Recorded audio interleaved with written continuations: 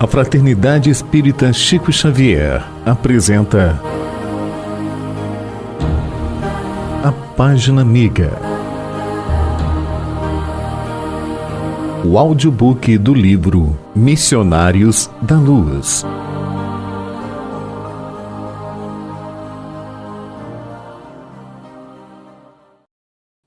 Segunda parte, capítulo 18, Obsessão.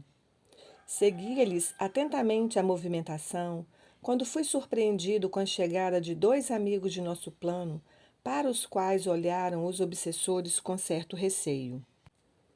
São nossos intérpretes junto das entidades perseguidoras, exclamou Alexandre, elucidando-me. Em virtude da condição em que se encontram, podem ser percebidos por elas e manter a estreita ligação conosco ao mesmo tempo. Assinalando a serenidade com que sorriam para nós, sem compartilharem de entendimento direto com os instrutores de nossa esfera ali presentes, ouvi o meu orientador explicar. Já se encontram de posse das instruções precisas aos trabalhos da noite.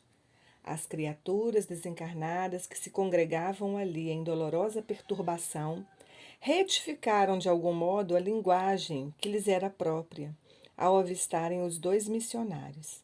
Verifiquei pela modificação à vida que ambos eram já conhecidos de todos. Um dos obsessores, evidentemente cruel, falou em tom direto a um dos companheiros. Estão chegando os pregadores. Oxalá não nos venham com maiores exigências. Não sei o que desejam estes ministros, respondeu o interlocutor, algo irônico. Porque, afinal de contas, conselho e água dão-se a quem pede. Parece-me que convidaram os da mesa a cansar-nos até o esquecimento de nossos propósitos de fazer justiça pelas próprias mãos. Palavras o vento leva, aduziu o outro. A essa altura, os novos amigos entravam em palestra com as entidades das sombras. Um deles dirigiu-se a uma senhora desencarnada em tristes condições, que se ligava a um dos obsidiados em posição de idiotia, e falou-lhe o bondoso. Com que então, minha irmã, parece melhorada, mais forte, ainda bem. Ela explodiu em crise de pranto. Todavia, prosseguiu o missionário sem qualquer inquietude. Acalme-se. A vingança agrava os crimes cometidos. Para restabelecer felicidade perdida, minha amiga, é necessário esquecer todo o mal. Enquanto abrigar pensamento de ódio, não poderá atingir as melhoras que deseja. A cólera perseverante constitui estado permanente de destruição. Não conseguirá articular os elementos da paz íntima, até que perdoe de coração. É quase impossível, respondeu a interpelada. Este homem afrontou meu ideal de mulher, lançou-me a corrupção, escarneceu de minha sorte, transformou-me o destino em corrente de males. Não será justo que pague agora? Não apregoam que o Pai é justo? Eu não vejo, porém, o Pai e preciso fazer justiça usando minhas próprias forças.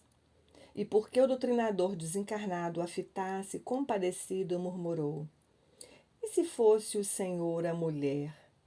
Ponha-se no meu caso e pense como procederia. Prontificar-se-ia a desculpar os malvados que lhe atiraram lama no coração? Cerraria as portas da memória a ponto de anestesiar os mais belos sentimentos do caráter?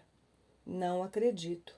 O Senhor reagiria como estou reagindo.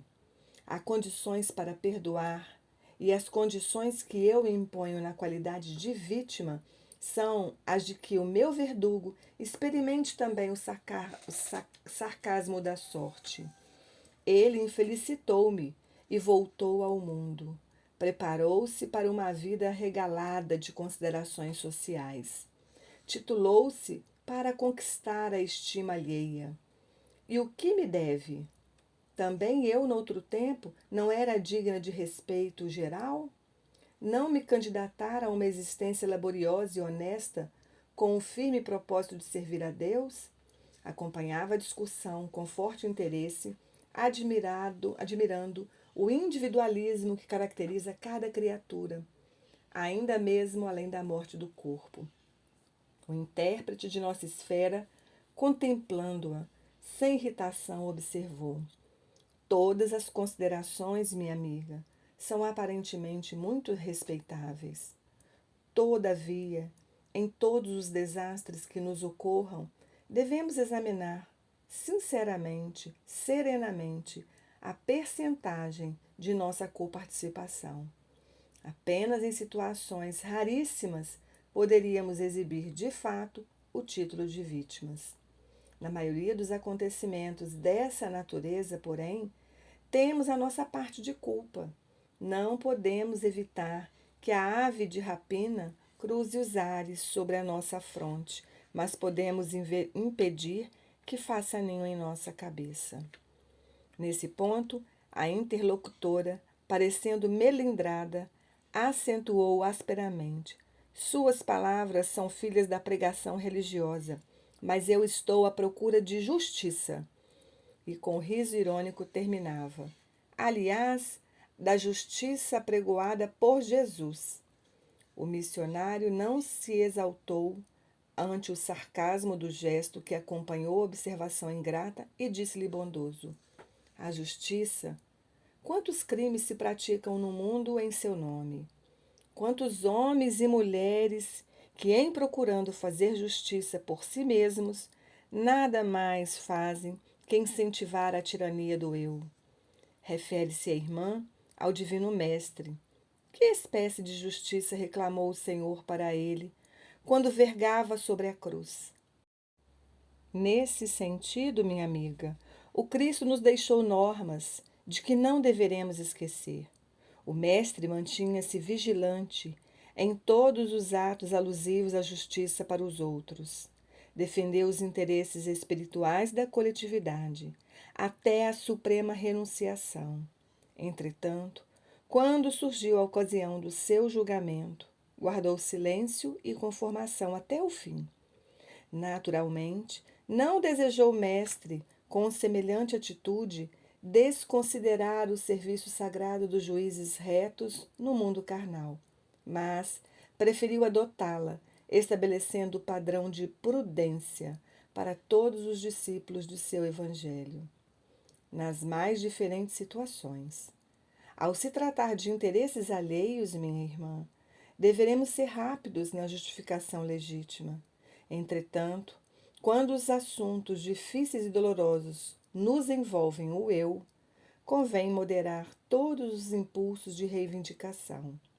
Nem sempre a nossa visão incompleta nos deixa perceber a altura da dívida que nos é própria.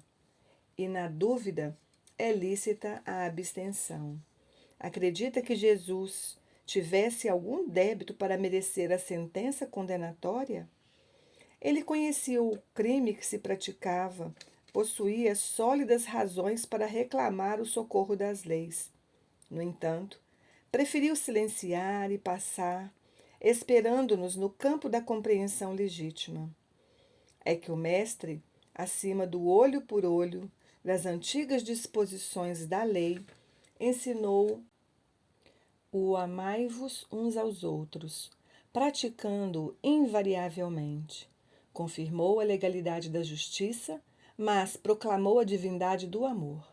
Demonstrou que será sempre heroísmo o ato de defender os que merecem, mas se absteve de fazer justiça a si mesmo, para que os aprendizes da sua doutrina estimassem a prudência humana e a fidelidade divina nos problemas graves da personalidade, fugindo aos desvarios que as paixões do eu podem desencadear nos caminhos do mundo. A interlocutora, em face da argumentação veemente e bela, emudeceu fortemente impressionada. E Alexandre, que seguia também comovido as explicações do intérprete, observou-me: O trabalho de esclarecimento espiritual depois da morte entre as criaturas exige de nós, outros, muita atenção e carinho. É preciso saber semear na terra abandonada dos corações desiludidos que se afastam da crosta sob tempestades de ódio e angústia desconhecidas. Diz o livro sagrado que no princípio era o Verbo. Também aqui, diante do caos desolado dos espíritos infelizes, é necessário utilizar o Verbo no princípio da verdadeira iluminação. Não podemos criar sem amor e somente quando nos prepararmos devidamente edificaremos com êxito para a vida eterna.